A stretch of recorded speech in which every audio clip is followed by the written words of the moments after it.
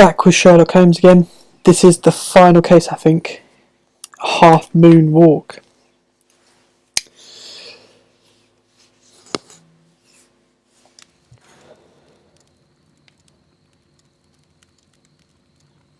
Where are you going, Holmes? Have you been invited somewhere? We have been invited, Watson. We have. Where to? To the Baker Street Irregulars' annual dinner. They sent us an invitation. It is on the table. A dinner? How could those street urchins afford anything like that? I can't understand your interest in them, Holmes. They're dirty. They wouldn't hesitate to steal your wallet. Watson, you should be excited. It is a secret dinner. Its location changes every year. Read the menu. Sounds mouth-watering. All right.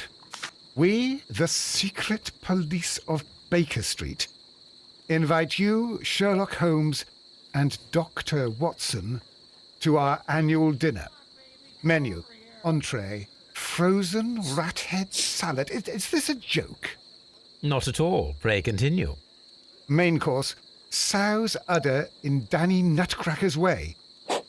Sounds disgusting, Holmes. Hedgehog goulash. Sounds Street right. turnips in homemade juice. And it goes on. I can hear them on the stairs now. Oh, we can't go there. We can't eat that. Watson, you'll hurt the feelings of those poor children. We have to go. Oh, Mr. Holmes. It is fine, Mrs. Hudson. Mr. Holmes! Wiggins, Dr. Watson is getting ready. He will be delighted to join us. You don't look well, my young man. Is there something wrong? Don't tell me the dinner is cancelled. Mr. Holmes, it's my brother Leighton. He's in a prison cell. They say he's killed 2 men. You have to help us, Mr. Holmes, because I know he didn't do it. Where is he now? From what I've heard, they took him to the yard, and they gave him a good beating already. You know what they're like. They'll hang him. They won't look any further. Holmes, we have to help him. Well, and forget about the dinner. Wiggins, I'll take the case. You're fantastic, Mr. Holmes. I'll be waiting for you at the crime scene. You'll be there, right? It's on Half Moon Street in Whitechapel. Very well.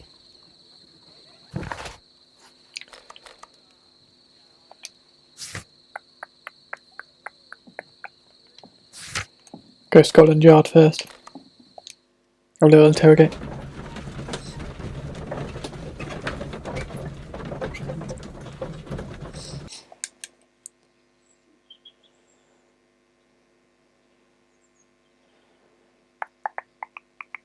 Mr. Holmes, whatever brings you here so late at night?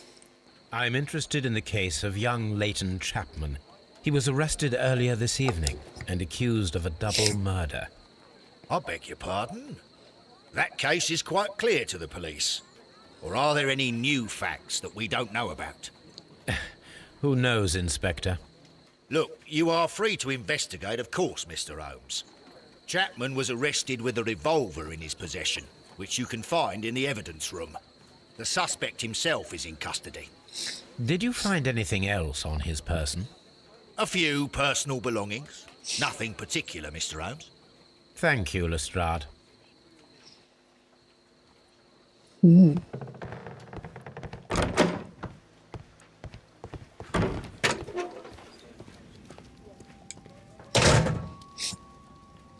So this is the gun that Leighton was holding when he was caught by the police.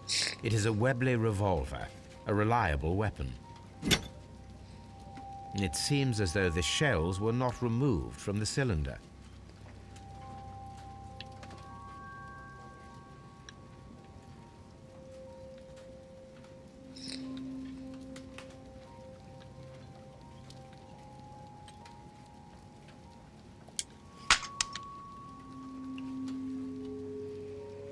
Two out of the 6 shells have been fired. There were 2 shots. 2. So this is a cheap watch, bought with his own money, no doubt. These cigarettes are filled with cheap tobacco. Nothing interesting.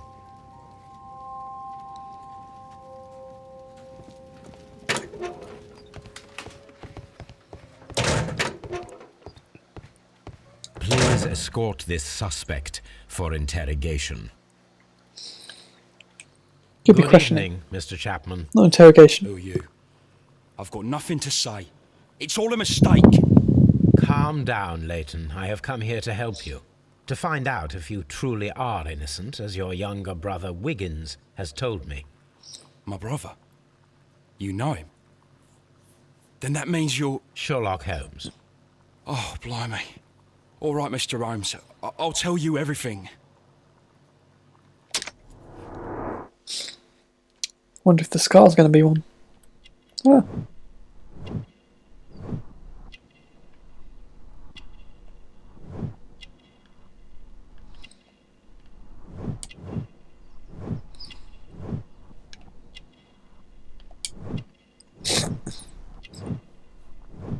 Cushy job.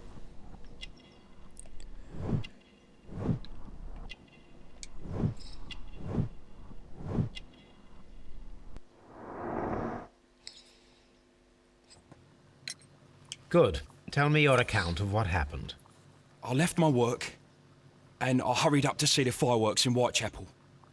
I was late, so I decided to cut through Half Moon Street. I saw the first fireworks light up in the sky.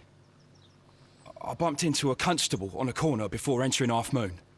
Then suddenly, what with all the firework flare, I saw two men. They were both lying flat in the middle of the street. I stopped where I was. I thought about turning back to the police, but as I was thinking of that, I saw a third person. He was leaning over the body that was furthest from me. The second I saw him, he raised his head and he stared at me. In a flash, I saw his gun, but he made a dash for it instead and he escaped through Whitechapel Street. So you might still have had time to return to the constable.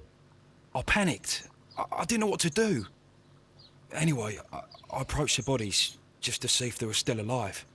I saw that one had blood pumping out of his stomach. He was dying. It was horrible. The second one was already dead. He had a hole in his head. He was holding a gun in his hand though. I took it, and then I followed the third man. Interesting. Pray, continue. I turned a corner, and I saw the man standing in the middle of the street. He seemed to be in some sort of panic. And then, Mr. Holmes, something strange happened. I told the police and they laughed at what I said, but I swear to you, my words are true. I started running towards him. But then I was blinded by a flash. It was so bright that I hardly saw anything for a good dozen seconds. But I kept running forward. As I arrived in Whitechapel, I heard a woman screaming. And then I was caught by the police. But there wasn't a trace of that man. Of course, then they found a gun and all that blood. I couldn't see the murderer escaping and all that mess. Perhaps I was still half-blinded at that moment. A thrilling account, my young man. Leighton, are you able to describe the person whom you saw standing in Half Moon Street? Well, I wasn't able to see his face at all. It was too dark, and he was too far away. I could see his silhouette. And what about that? Nothing so special. He was wearing a jacket. He was quite average in size and his weight. I see. Was there anything else that struck you at the time? No. But perhaps it's strange, but I can't remember the sound of his footsteps as he was running away. Perhaps it was because of the fireworks or the surprise of me seeing him. We shall see you soon, young man.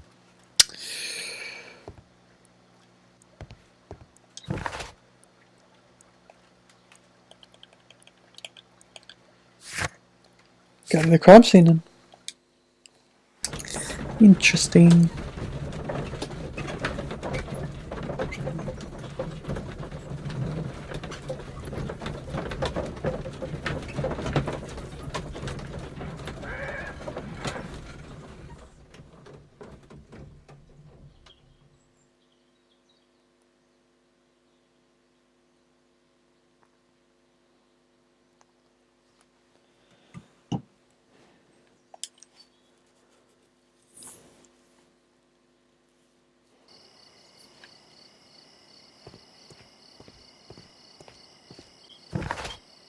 Nope. Nope.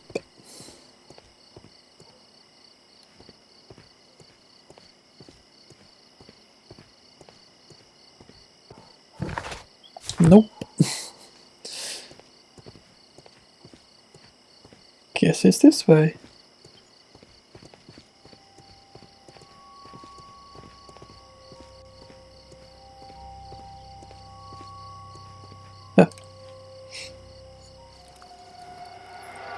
Please, gentlemen, leave the scene now. Oh, Mr. Holmes, is that you? Good evening, Constable... Constable Marrow. I was here with Inspector Aberline during the Ripper case, Mr. Holmes, back in '88. But then this is nothing like that case. With this one, we've got the murderer, the weapon, and the statements, which speak for themselves. Of course, Marrow. But you know that appearances can sometimes be deceiving. Who were the victims? The two men here, both shot. The stab fellow was Brian Vercotti, a well-known ruffian. The other, Kenneth Butler, a jeweller by trade. You spoke of statements. You have witnesses? Well, I was there, so I gave my own statement. And then there were two other witnesses who said they saw the killer Chapman. Mr. Turner, a gentleman who lives in that flat over there. And Polly Powell, a flower seller, who was over at the far side of the street. So, Constable Marrow, I should be delighted to hear your testimony. I was standing at the north side of Half Moon Street. That was the side that you came from. But you would have been unable to observe this part of the street, where we are standing now. That is correct. But I saw the two victims slowly enter Half Moon Street, and then shortly after, the fireworks started. A few minutes after that, the fellow Chapman rushed towards me and ran into Half Moon Street. Please continue. I didn't pay attention, but suddenly I heard a woman's cries and police whistles on the other side of Half Moon Street. I rushed over there and I saw the two dead bodies on the ground. When I reached Whitechapel Street, I saw Leighton Chapman. He'd been caught by two police constables. Did you hear the shots? I didn't hear any shots. The fireworks were all over the sky. They were so loud I couldn't hear anything else. What were the fireworks in honor of, Constable? Well, today's Queen Victoria's birthday, Mr. Holmes. Yes, I appear to have lost track of the days. It is May now, of course.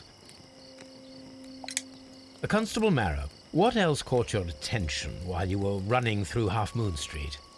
I saw nothing but rats, and I took the time to light every corner with my lamp. Did you happen to look up at Mr. Turner's window when you were on Half Moon Street at that time?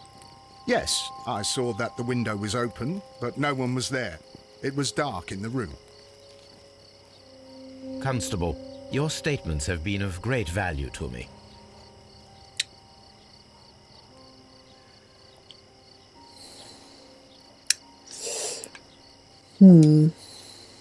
He tried to stop the bleeding with his hand.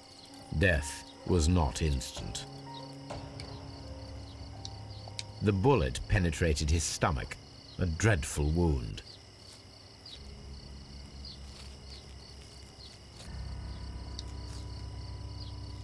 A tattoo from Westgate Prison.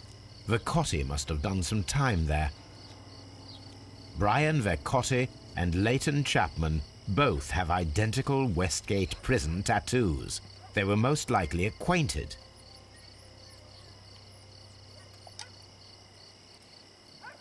Brian Vercotti suffered greatly. What a terrible way to die.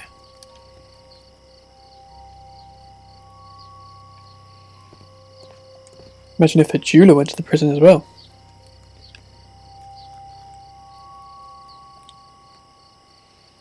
The bullet struck his head. This man didn't stand a chance. I'll do the thing in a minute. This is an ordinary key. I wonder what kind of door it opens. Okay.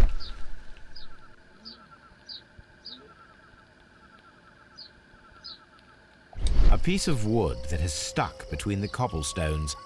Let us take a closer look.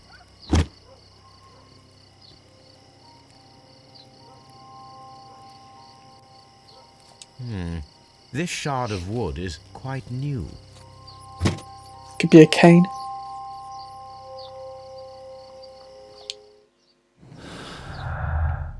Harry Kane.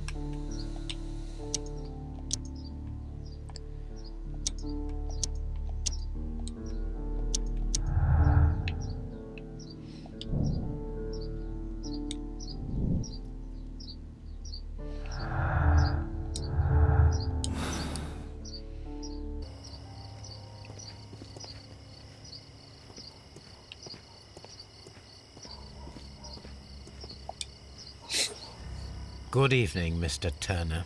I heard Constable Marrow reply to you as Mr. Holmes. Are you that detective, gentleman? I've heard of you. And, well, I know things about this evening. Excellent. Might we hear your story?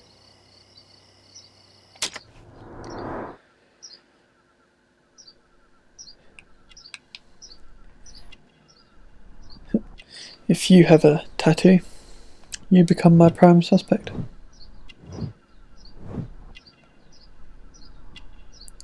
War vet. You might have a gun then.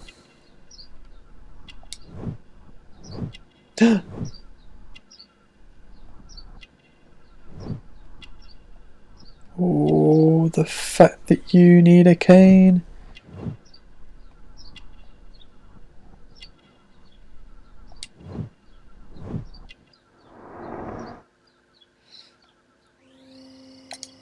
Could you tell us everything that you may have seen or heard?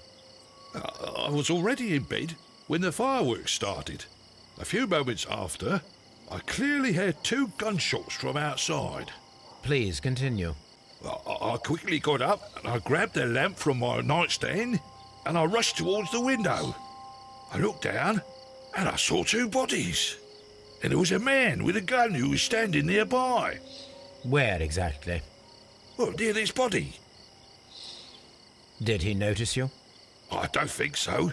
He rushed towards Whitechapel Street without looking around. This guy's my prime Mr. suspect. Turner, did you see anyone else in the street? No, I saw no one but that man, the murderer, the fellow they caught. Were the 2 shots you heard consecutive? Yes, there was a very short pause between them, and they sounded different somehow. It seemed to me that the second shot was louder than the first. That is an interesting comment. Mr. Turner, what were your actions after you stepped up to the window? I was afraid that the man with a gun might return, so I stayed close to the window till I saw the policeman coming in the half moon from Whitechapel. Then I walked out to tell them everything I saw. You have helped us a great deal, Mr. Turner. But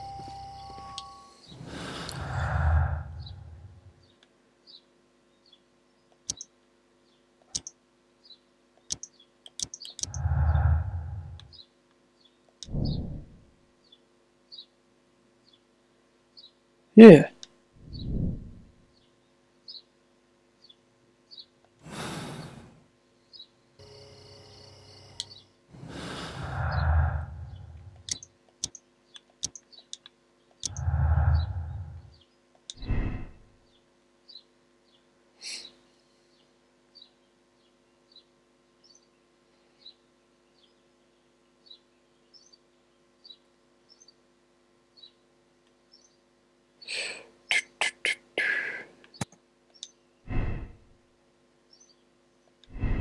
What's this one do?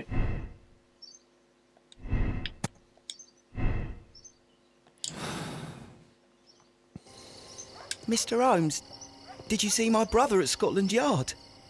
Is he all right? Do do do do do do do. Polly Powell. Mrs. Powell? What do you want? My name is Sherlock Holmes. I'm assisting the police with their investigation of the crime that took place this evening. Well, I've already gave my testimony, but very well. Could you tell us everything that you may have seen or heard? Yes.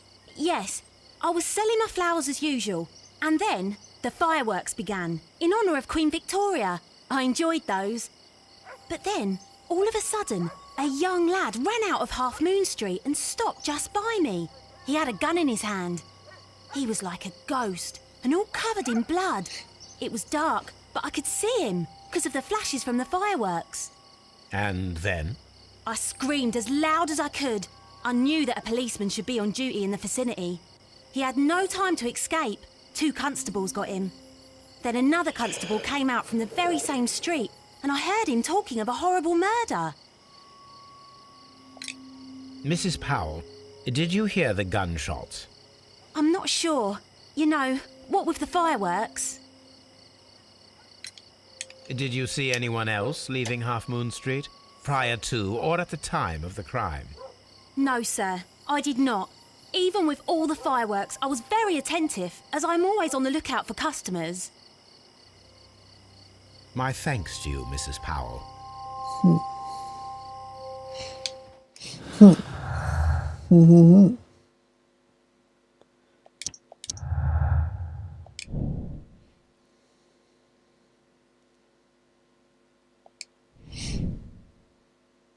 No, I don't think that. How do I change it? I can't change it.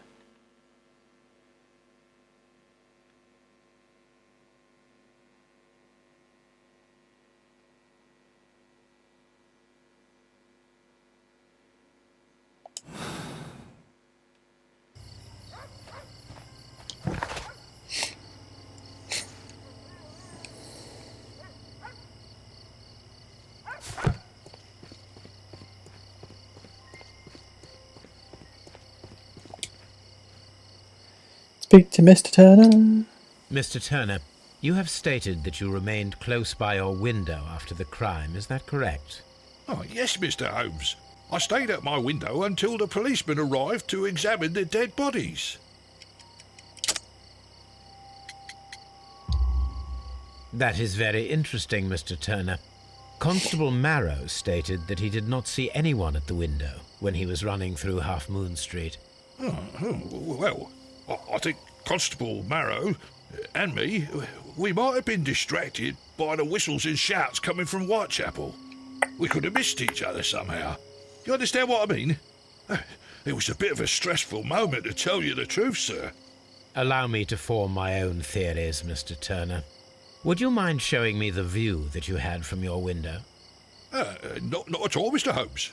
Please, follow me. Mr. Turner appears to live very modestly. There's a cane there.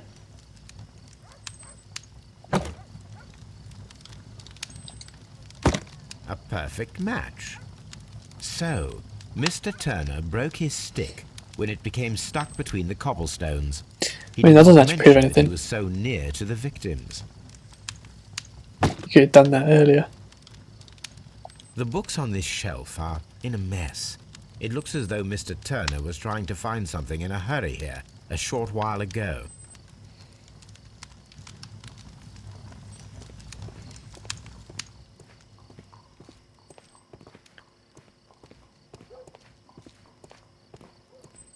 Oh, bed. Mr. Turner was roused from his bed by the sound of gunshots.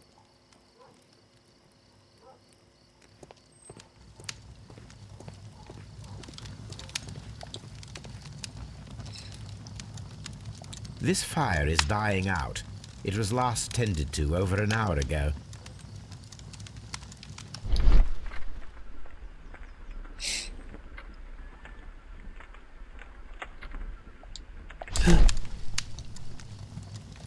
The papers are almost entirely burned.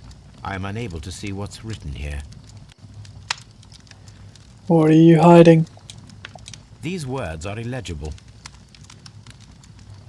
The papers were thrown into the fire just a short while ago.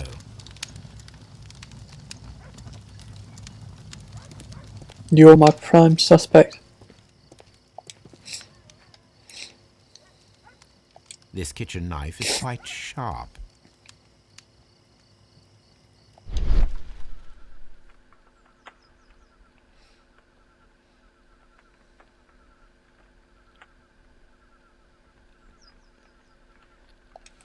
There are pieces of shredded paper scattered over the table. This kitchen knife was used to cut the paper.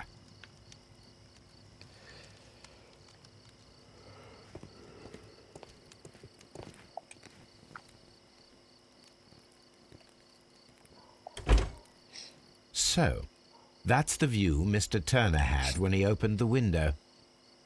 Or was it? The dead body of Kenneth Butler. Brian Vercotti's contorted corpse.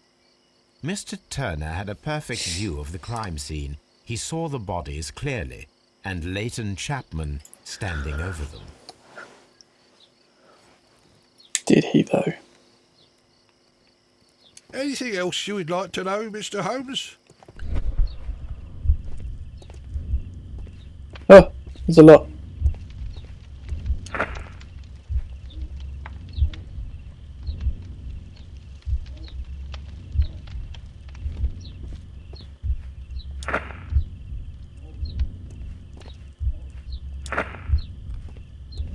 I'm making this up as I go along.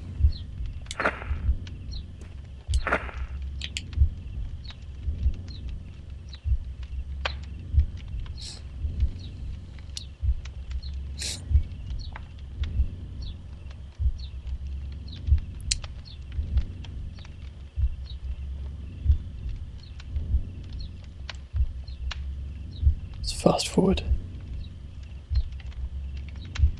Yeah, I ain't watching him go all the way downstairs. Oh.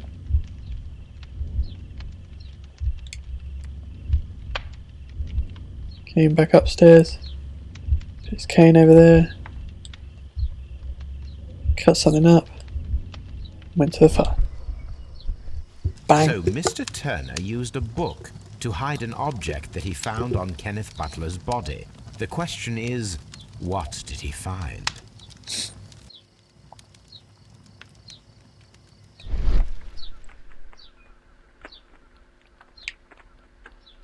I can see prints from greasy fingers upon the cover of this book. Let us take a closer look. Well now, what a find! A precious jewel, concealed inside a book.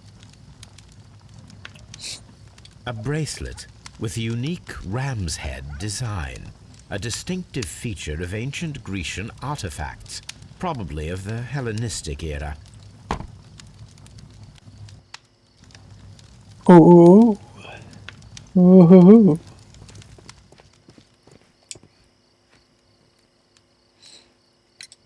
Mr. Turner, how would it be possible for a man of advanced years, such as yourself, to rush from his bed to the window in a matter of seconds, as you have stated? Well, I'm able to move very quickly, despite my age. And when the situation requires it, Mr. Holmes.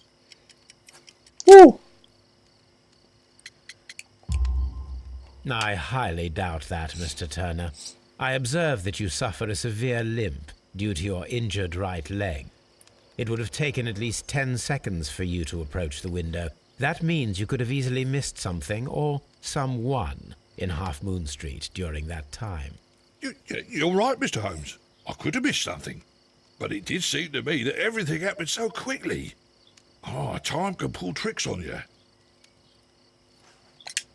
And what of everything else that you told us? Mr. Turner, it is vital that we have your complete and true statement. Mr. Holmes, I do assure you that the other things I said were most sincere. Mr. Turner, You're lying. you were not sincere with me. Not then and not now. But Mr. Holmes... This, Mr. Turner, does not look like anything that a poor man might possess. It is worth more than the home that you live in. I can explain. No, merely correct me if I am wrong. You saw Leighton Chapman through the window. But you also noticed a glittering object on the ground, this precious jewel. You walked down and took the bracelet from the body of Kenneth Butler, and when you heard the whistles, you hurried away. That broke your walking stick. It caught fast between the cobbles. Constable Marrow was unable to see you in the window as you were climbing up the stairs on your way back to your flat. Upon returning home, you hid the precious jewel inside a book. Mr. Holmes, please don't send me to prison. I didn't do anything bad. I'm just a poor man. When I chanced upon the bracelet, I saw it as an opportunity to make a little money. I was desperate. I only took the bracelet, that's all, I swear. You made a mistake by lying to me. But you are not a criminal. I believe that. Although I must return this bracelet to its rightful owner. Yeah, fair.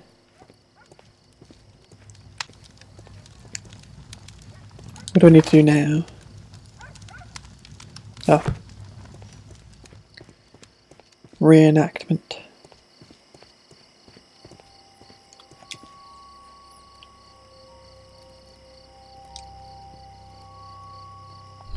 That one.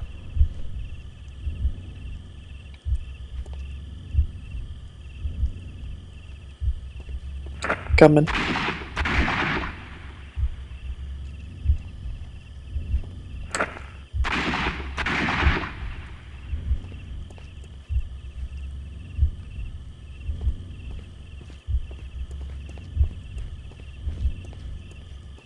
A fairly long pole with a forked end.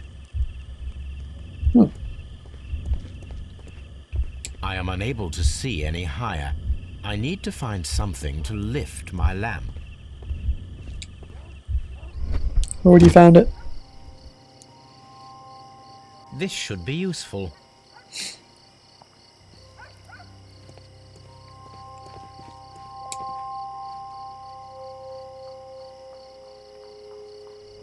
This is most definitely a bullet hole. The brick cracks are fresh. Watson, there was a third shot fired in this street. Oh,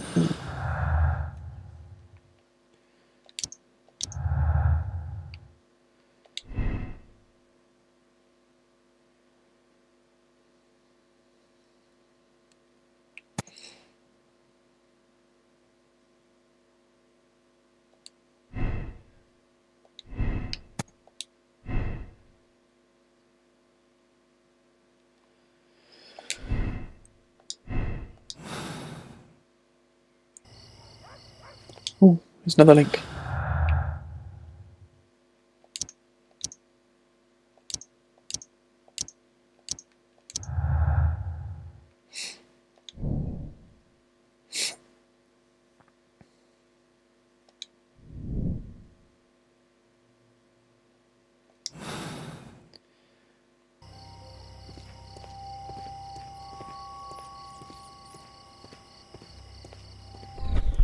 Sure, I need to do.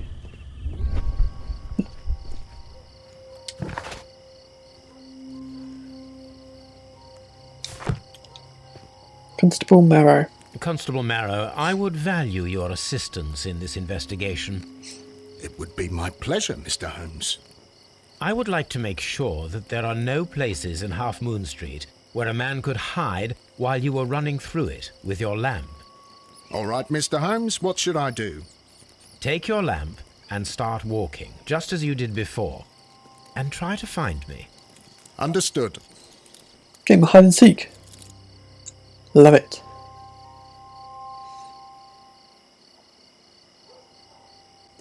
Oh, I'm the policeman.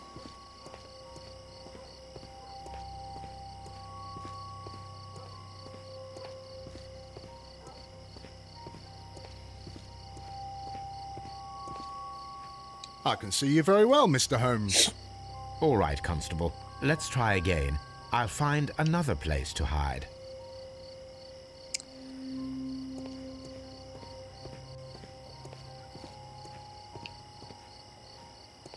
Here you are, Mr. Holmes. All right, Constable. Let's try again. I'll find another place to hide. What if I just walked straight past him?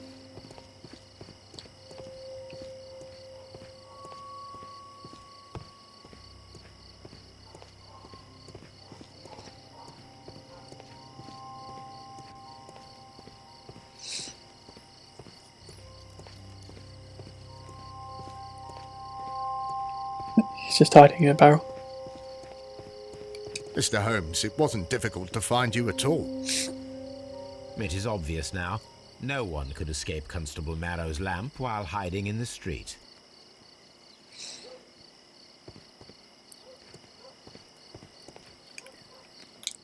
Clues, clues, clues.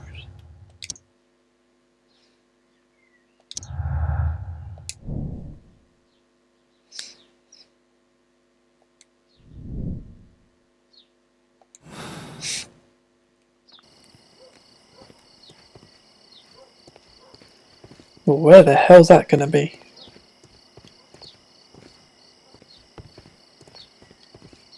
Mr. Holmes, did you see my brother at Scotland Yard? Is he all right?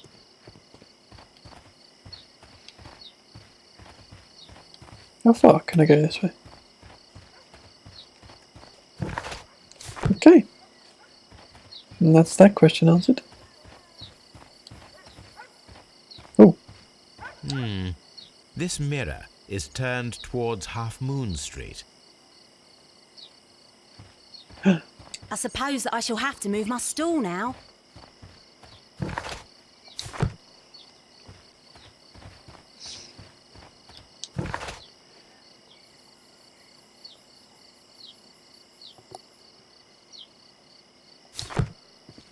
Holly. Did you just pick up my main suspect? I'm always wondering what's on your mind, Holmes.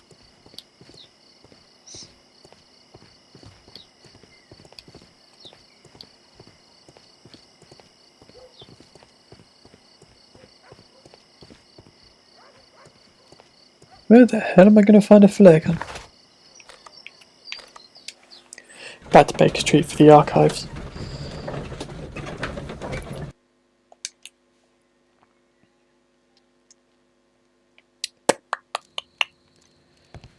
Archives.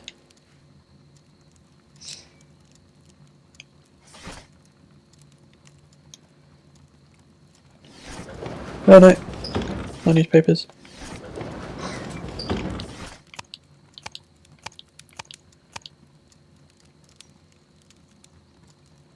That is not the one.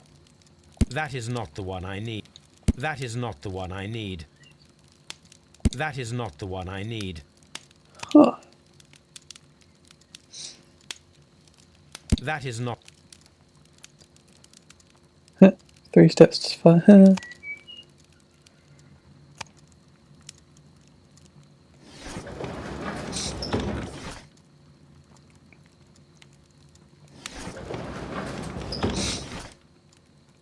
That is not the one I need. That is not the one I need. History. That is not the one I need. That is not the one I. That is not the. That is not. That is not the one I need.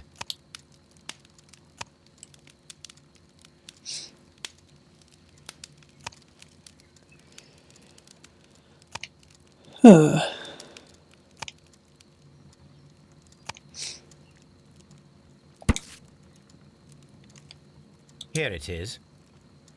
That was the one I needed. I need to continue my research in my archives.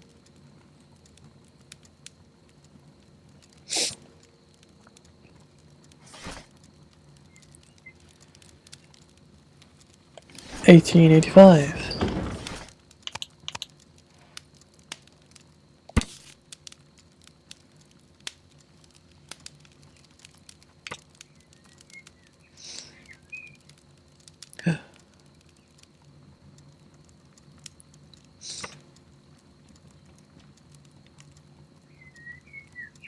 Here it is. Interesting. One of the victims, Kenneth Butler, was involved in the story of the stolen Hellenistic treasures. A visit to his pawn shop should tell me more. Just go there. Guess we just go there.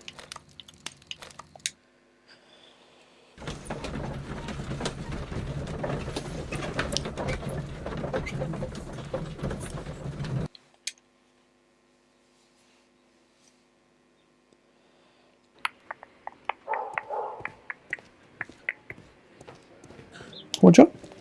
Nope.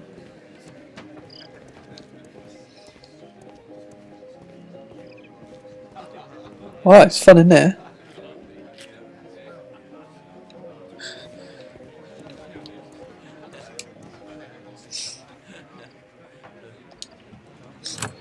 Mr. Butler's key matches the lock perfectly. Well, it's not really a surprise, is it? It's his shop.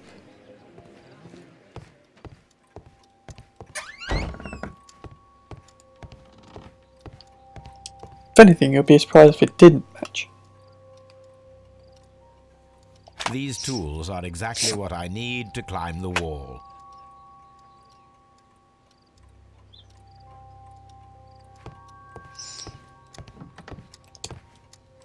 And a flare gun.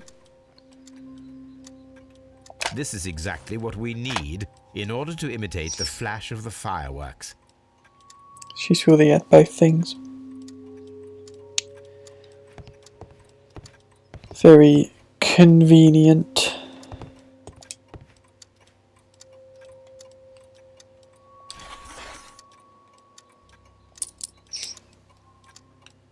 The ram's heads. This necklace belongs to the 5 Rams of Mittelin collection. Interesting. That means that Kenneth Butler owned a part of this collection all this time, 10 years after the theft.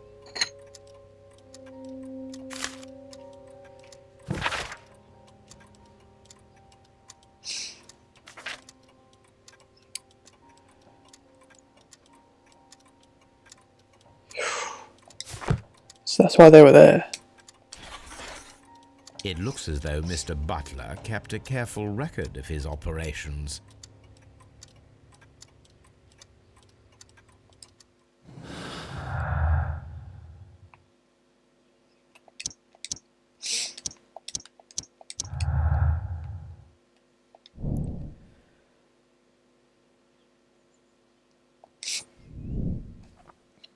That's true. The ring is still missing.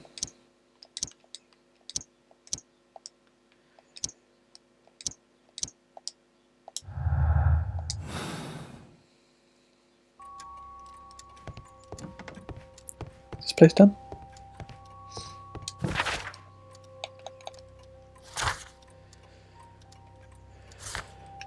Back to Half Moon Street.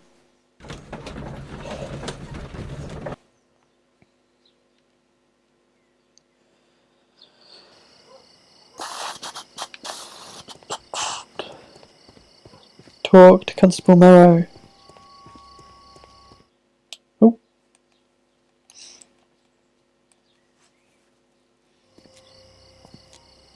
What's up with you, lad?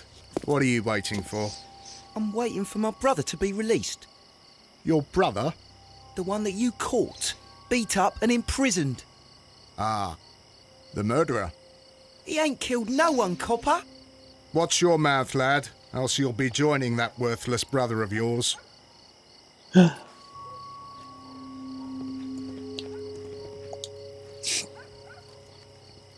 Constable Marrow, Watson, I would like to perform another kind of reenactment with your help. I'm listening, Mr. Holmes. I want to check if Leighton's testimony can be trusted. If someone could vanish into thin air at a specific moment. But Holmes, I don't see how. I am going to be the mysterious gentleman whom Leighton followed. I will stand exactly where he saw him before he was blinded by the flash. Watson, you will be Leighton. When I fire the signal flare, you should start to chase me. I understand, Holmes. You, Constable Marrow, just play your part and do exactly as you did. Just, please, wait 5 seconds after the signal flare. I doubt that Polly Powell would have screamed any earlier. As you say, Mr. Holmes. Let us begin then. Catch me if you can. Oh. Run. Wait.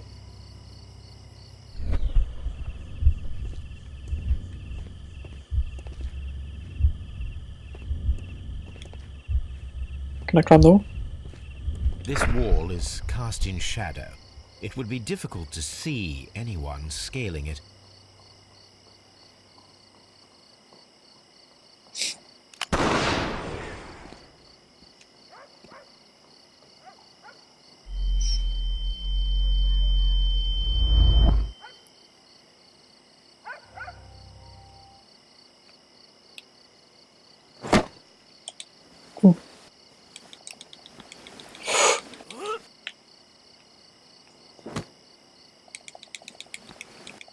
I can Blimey. barely see anything.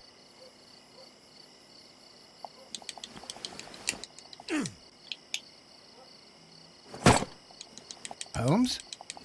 Are you there? It's not registering sometimes that I'm actually pressing it.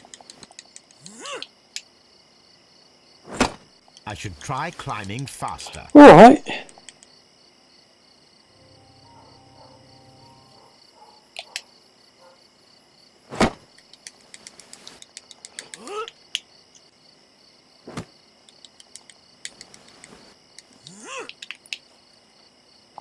I can barely see anything.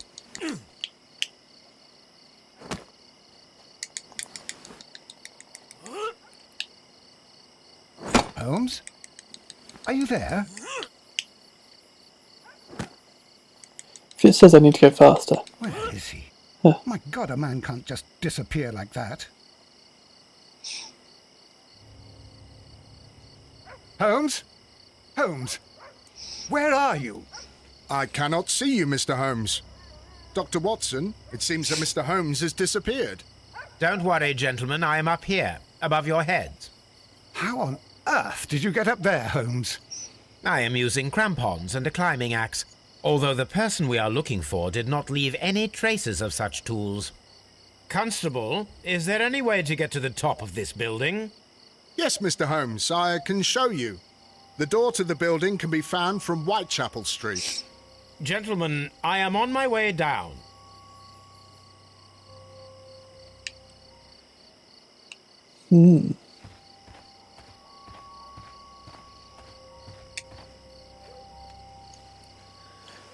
Huh?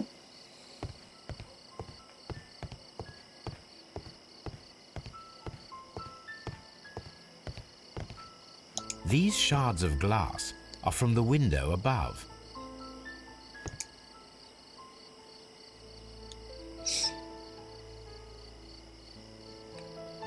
It's empty.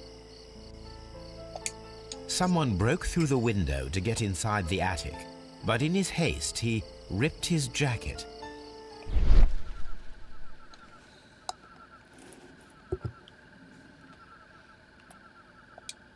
A cluster of thick black threads. They're unusually strong. I should examine them under the microscope. We can conclude that the person whom Leighton saw climbed up the wall, broke into the attic window, and escaped through the hatch.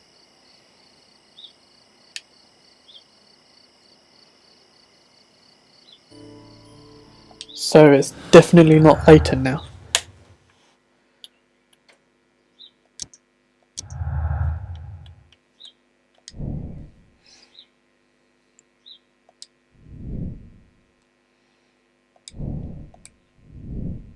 I know.